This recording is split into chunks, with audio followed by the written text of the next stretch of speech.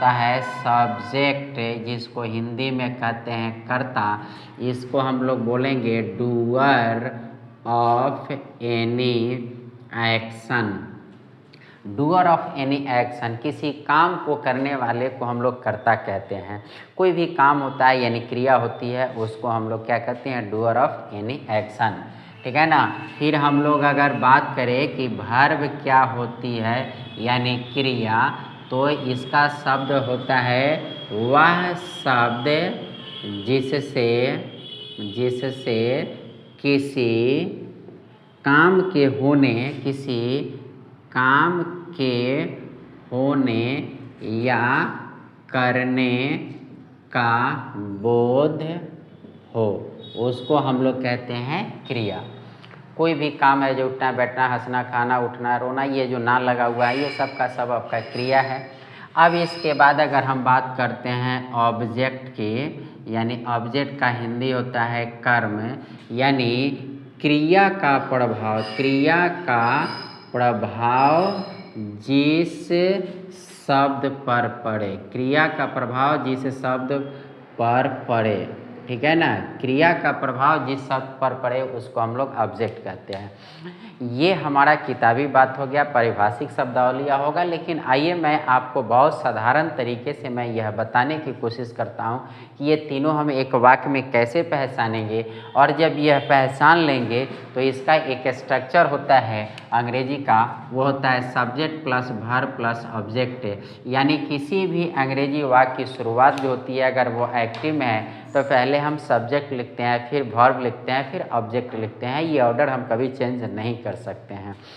तो आइए हम लोग देखते हैं, इसको समझने के लिए हम दो वाक्य को लेते हैं। ठीक है ना। पहला एक वाक्य लेते हैं कि साहेबगंज में, ठीक है ना, साहेबगंज में सुबह में, ठीक है ना, सुबह में, ठीक है ना, सुबह में बच्चे कहानी पढ़ते हैं। सुबह में बच्चे कहानी पढ़ते हैं। ये मैंने एक वाक्य लिया। अब इस वाक्य को आप देखिए और समझिए कि ये वाक्य क्या है। आप एक बहुत बड़ा वाक्य देख रहे हैं, और ये बड़ा वाक्य देख रहे हैं और आप यह सर्च करेंगे कि हम इसको कैसे अंग्रेजी में बनाएंगे, लेकिन ये बहुत आसान है। सबसे पहले इस शब्द के बारीकियों को समझना पड़ेगा कि कौन सा शब्द हमारा पार्ट्स ऑफ स्पीच का कौन सा भाग है। आप घबराएं नहीं, पार्ट्स ऑफ स्पीच का और पूरा ग्रामर का टॉपिक हम डील करेंगे, लेकिन आपका आज बेसिक मैं बता रहा हूं, और इस बेसिक के बताने में मैं अंग्रेजी की समझ आपको विकसित कर दूंगा, और फिर मैं 1 बाय 1 ग्रामर के टॉपिक्स को डील करूंगा। आप आइए, साहेबगंज में सुबह में बच्चे कहानी पढ़ते हैं, ये हमारा टॉपिक है। तो इसमें अगर हम लोग क्रिया पहचानने की कोशिश करें, यानी हम इसमें वर्ब को देखें, तो वर्ब है यहाँ पर पढ़ते हैं। ठीक है ना। ये पढ़ते हैं यानी इसका मूल क्रिया जो है वो पढ़ना है, जिसका अंग्रेजी क्या होता है, रीड होता है। अब इसके बाद अगर देखें कि यहाँ पर कर्ता यानी सब्जेक्ट कौन है, फिर कर्म यानी ऑब्जेक्ट कौन है, ये दो को हमको पहचानना है। तो इसको दो को पहचानने के लिए ये जो हमने क्रिया को पहचान लिया, क्रिया पहचानना बहुत आसान होता है। हिंदी वाक्य के अंत में क्रिया होता है, जो काम हम करते हैं उसको एक्शन वर्ड, क्रिया वर्ब, वर्ब कहते हैं। अब इस क्रिया को पहचानने के बाद ये इस क्रिया में कौन का शब्द का इस्तेमाल कर देंगे, और यहाँ पर लिखेंगे कि कौन पढ़ते हैं, कौन पढ़ते हैं। ये हम एक सवाल करेंगे कि कौन पढ़ते हैं। ये आप सोचेंगे कि कौन शब्द कहाँ से लाए। मैंने एक टेक्निक आपको दिया कि कौन शब्द को आपको लगाना है, किस में लगाना है, ये पढ़ते में। यहाँ पर पढ़ना है तो पढ़ते में लगाएंगे, अगर लिखना है तो लिखते में है, हंसना है तो हंसने में, रोना है तो रोने में, जो क्रिया रहेगा उसमें कौन लगा देना है। और कर्म को पहचानने के लिए क्या पढ़ते हैं, ठीक है ना, ये हम सवाल करेंगे। यानी कौन लगाकर कर्ता का सवाल करेंगे, क्या लगाकर कर्म का सवाल करेंगे। अब ये अगर सवाल हम करते हैं तो हमारे जवाब ढूंढने की कोशिश करते हैं कि ये कौन पढ़ता है, पहले इस वाक्य में हम लोग देखते हैं। तो यहाँ पर जवाब आएगा कि बच्चे कहानी पढ़ते हैं। कौन पढ़ते हैं, तो बच्चे पढ़ते हैं। तो यहाँ पर रिप्लाई जो आपका आएगा वो आएगा बच्चा, ठीक है ना। रिप्लाई क्या आएगा, हमारा बच्चा आएगा, यानी हमारा ये चाइल्ड आएगा, ठीक है ना। अब सोचेंगे हम, आप नहीं इस टेक्निक को अगर फॉलो करते हैं तो आप क्या करते हैं, साहेबगंज को ले लीजिएगा, सुबह को ले लीजिएगा। तो साहेबगंज एक जगह का नाम है, एडवर्ब ऑफ प्लेस है। सुबह जो है एडवर्ब ऑफ टाइम है, यानी समय को बताता है। समय कोई काम को नहीं करेगा और यहाँ जगह किसी काम को नहीं करेगा। इस काम को पढ़ने का कौन कर रहा है, बच्चा कर रहा है। पढ़ने का काम सुबह कह रहा है क्या साहेबगंज कर रहा है क्या, नहीं, ये बच्चा कर रहा है। तो बच्चा जो काम को कर रहा है, यानी पढ़ने की क्रिया को यह बच्चा कर रहा है, इसलिए यह बच्चा जो है वह हमारा क्या होगा, कर्ता हो जाएगा। अब ये फिर सवाल करेंगे कि क्या पढ़ रहा है, मैंने क्या है, क्या पढ़ते हैं। तो फिर यहाँ पर मेरा रिप्लाई मिलेगा, वो मिलेगा रिप्लाई, वो है रिप्लाई क्या मिलेगा, कहानी पढ़ते हैं। तो ये हमारा कहानी, यहाँ पर हम लिखेंगे कहानी, इसका अंग्रेजी होगा स्टोरी, ठीक है ना। तो ये हमारा सेंटेंस में कर्ता क्रिया को पहचानने का, कर्म को पहचानने का तरीका हो गया। साहेबगंज और सुबह क्या है, ये अदर वर्ड है, हम लास्ट में डाल देंगे।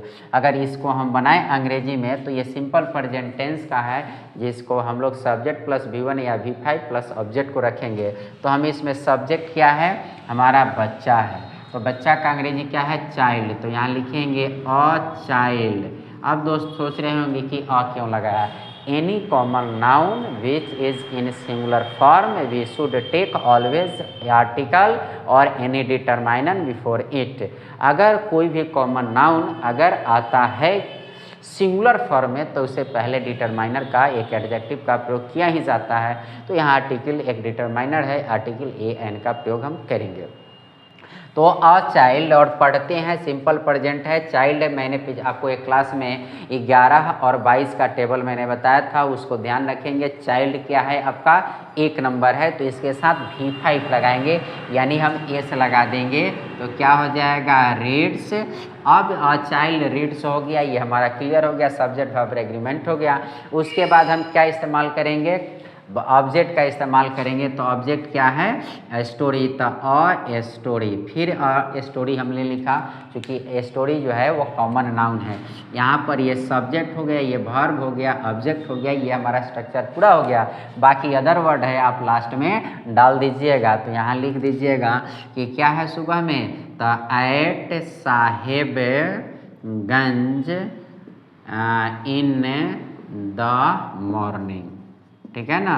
अब ये साहेबगंज क्या है, जगह है जहाँ मैं पढ़ा रहा हूँ, ये गांव का नाम है। तो हम एट लगा दिए हैं, बड़ा सिटी रहता तो इन लगा देते हैं, इन द मॉर्निंग। ये हमारा स्ट्रक्चर बन गया। ये स्ट्रक्चर बनाना आपको हम सिखाएंगे, इसके लिए आप परेशान अभी नहीं हो, अभी बस समझ विकसित कीजिए आप। एक और हम वाक्य ले लेते हैं, यहाँ पर एक और वाक्य हम ले रहे हैं, दूसरा वाक्य लिखते हैं। 15 अगस्त के दिन पटना के गांधी मैदान में झंडा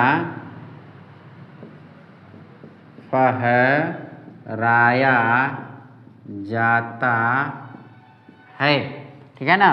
15 अगस्त के दिन पटना के गांधी मैदान में झंडा फहराया जाता है। ये एक सेंटेंस मैंने आपको लिया। अब इस सेंटेंस के बारे में हम लोग देखते हैं और इसको समझते हैं। अब ये अगर सेंटेंस को अगर हम देखते हैं और समझते हैं तो इसमें सबसे पहले हम क्रिया को पहचानेंगे, वर्ब को।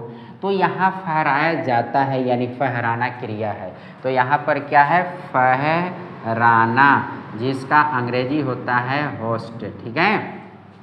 अब क्या कह रहे हैं कि अब सवाल मैंने क्या सिखाया था कि कौन लगाकर करने का क्वेश्चन।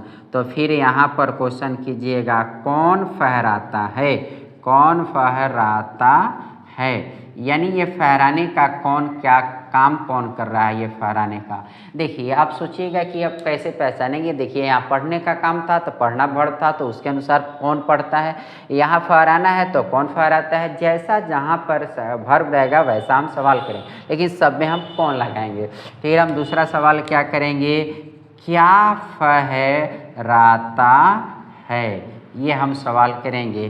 क्या फहराता है, तो इसका जवाब ढूंढने की कोशिश करेंगे। तो कौन फहराता है इसको आप देखने की कोशिश करते हैं। 15 अगस्त के दिन पटना के गांधी मैदान में झंडा फहराया जाता है। दोस्तों इसमें फहराने का काम, आप अगर इस बुनियाद को नहीं समझते हैं तो क्या कीजिएगा, आप 15 अगस्त बोल दीजिएगा। 15 अगस्त एक तारीख डेट का नाम है, एक समय को व्यक्त करता है। क्या ये 15 अगस्त जो समय है वो झंडा को फहराएगा, यानी फहराने का काम करेगा। फिर कहिएगा नहीं दिन, तो दिन भी समय है। पटना कहिएगा तो पटना एक जगह का नाम है, तो क्या पटना एक जगह का नाम झंडा का डोरी पकड़ के खींच के दोस्तों फहराएगा, ये भी इम्पॉसिबल है। अब कहिएगा गांधी मैदान, ये भी एक जगह का नाम है, तो क्या गांधी मैदान क्या होगा कि आपको झंडा फहराएगा। आप कहीं भी देख रहे हैं कि ये फहराने का काम नहीं है। अगर इसी में लिख दिया जाता है कि 15 अगस्त के दिन पटना के गांधी मैदान में बिहार के माननीय मुख्यमंत्री श्री नीतीश कुमार झंडा फहराते हैं, तब हमारा इसमें नीतीश कुमार फहराने का काम कर रहे हैं, तो वो कर्ता हो जाते, सब्जेक्ट हो जाते। तो इसमें कर्ता नहीं है, यानी इसमें हम क्या कर सकते हैं, नो रिप्लाई। तो इसलिए क्या हो गया, नो सब्जेक्ट। इसमें कोई सब्जेक्ट है ही नहीं, इसमें कोई सब्जेक्ट नहीं है। अब इसमें फिर कहिएगा कि क्या फहराता है, तो फहराने का। अब इसमें कहते हैं कि झंडा है सब्जेक्ट, तो झंडा खुद को अपने आप को फहराएगा नहीं, यानी क्या फहराते हैं, तो झंडा फहराते हैं, यानी झंडा हमारा इसका जवाब मिलेगा। क्या फहराते हैं, तो झंडा। झंडा का अंग्रेजी होगा द फ्लैग, ये हमारा क्या हो जाएगा, कर्म हो जाएगा, ऑब्जेक्ट हो जाएगा। तो आपने देखा अभी कि फ्लैग जो है वह हमारा क्या हो गया, झंडा जो हो गया ऑब्जेक्ट हो गया। तो आप एक बात ध्यान रखिए, पहले सबसे पहले वाक्य के अंत में क्रिया होती है, उसको पहचान कीजिए। उसके बाद क्रिया से अब बाकी सब्जेक्ट और ऑब्जेक्ट इसके अंदर कहाँ पर है, इसको जानने के लिए उस क्रिया में कौन लगाकर सवाल कीजिए। कौन का जवाब जो मिले वो सब्जेक्ट होगा, जवाब न मिले तो वो सब्जेक्ट नहीं है। अगर क्या का लगाकर क्वेश्चन कीजिए, जवाब मिले वो आपका ऑब्जेक्ट होगा। ये टेक्निक आप समझ के रखिए और संभालिए। इस टेक्निक से आप इस तीनों को पढ़ा समझ लीजिएगा, और तब किसी भी वाक्य को हिंदी से अंग्रेजी जब करने जाइए तो उस वाक्य में लिखे हुए जितने शब्द है उसमें से सब्जेक्ट कौन है उसको ढूंढिए और उसको रखिए, और फिर टेंस के नियम के अनुसार वर्ब को रखिए, और तब लास्ट में ऑब्जेक्ट के रखिए, तब आपका अंग्रेजी क्लियर हो जाएगा। अब आते हैं यहाँ पर इसका अंग्रेजी अगर मैं बात करूँ तो कैसे, तो हमारा इसमें ऑब्जेक्ट है सब्जेक्ट नहीं है, तो ये पैसिव का स्ट्रक्चर हो जाएगा। आगे मैं पैसिव वॉइस सिखाऊंगा।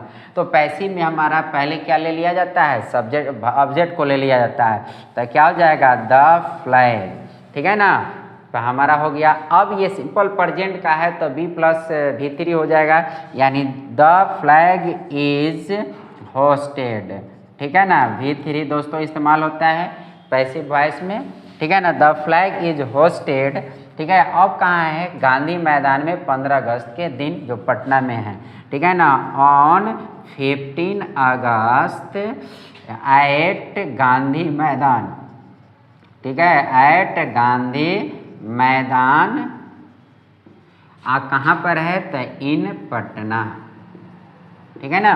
तो इस तरह से हमारा ये सेंटेंस बन जाएगा। आप सेंटेंस बनाना भी नहीं सीख रहे हैं तो इसके लिए परेशान नहीं होइए, ये आपको हम सिखाएंगे, अभी हम बताएंगे। बस अंग्रेजी की बेसिक बातों को आपके सामने मैं अभी लेकर आया हूँ। तो आई होप आप इस बात को अच्छा से समझ रहे होंगे।